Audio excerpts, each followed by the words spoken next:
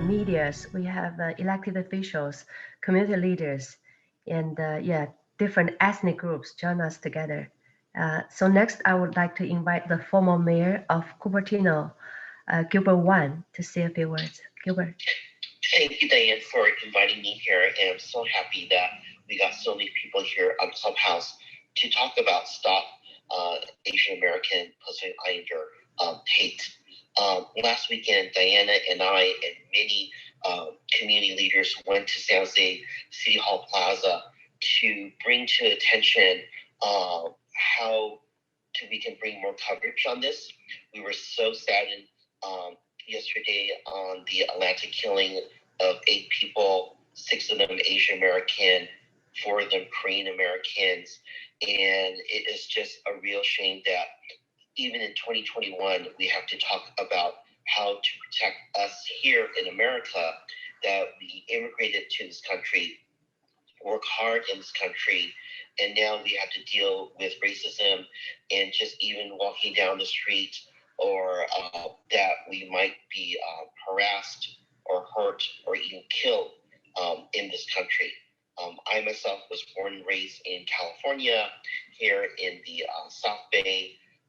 My parents are immigrants from Hong Kong, and I thought things will get better. But with President Trump making these remarks, things are not looking so well.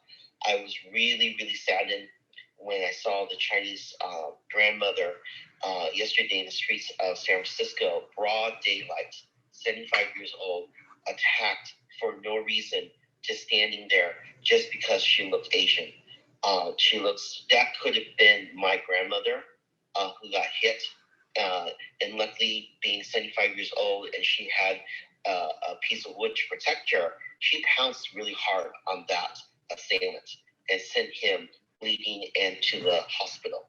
And I think that bastard deserved what he got.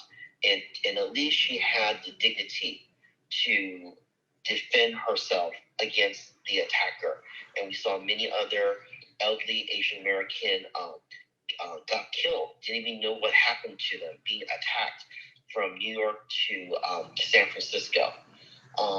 As Young Xiao said, the city of Cupertino, as well as our neighboring school boards, not only passed many resolutions to say stop the hate, but we have really great coverage in the media, letting people know what happened.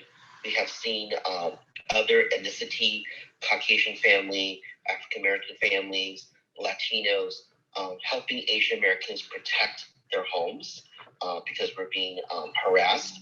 And it's very important that we let our neighbors know that we are hurt, and we need to let our neighbors know what's going on and work together to fight this hate, and that is not acceptable. And if we see other people getting hurt, we have to get out of our shell, out of our culture shell, and say, hey, stop it. This is not right.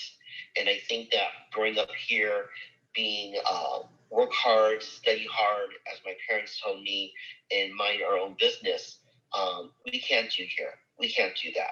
We have to speak up and defend our rights. Just like when I saw in the video of the Chinese American grandmother in San Francisco, she had to carry her own wooden stick to protect her. And luckily, even though she got hit hard in the eye, 2 black eyes, she was able to get that piece of wood and whack that guy, and you didn't see any other people helping her, that she had to help herself.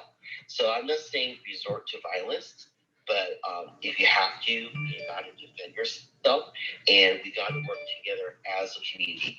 Cupertino, which is over 65% Asian American, Santa Clara County is over 33% Asian American, and the state of California is 15% Asian American. We're a big presence here, and we have to work with our allies to make sure that we can defend ourselves. So I'm just so happy to see so many different folks here to listen about this and to make sure that we help one another. Doesn't matter what ethnicity you are. We have to stop racism. and hopefully in the future this can go away. But for the time being, we have to be very mindful of our surroundings and protect ourselves, because every day we're just hearing story after story, and it's not getting any better. So we got to get the attention out. Thank you, Diane, for bringing us all together. Thank you, Gilbert. Thank you.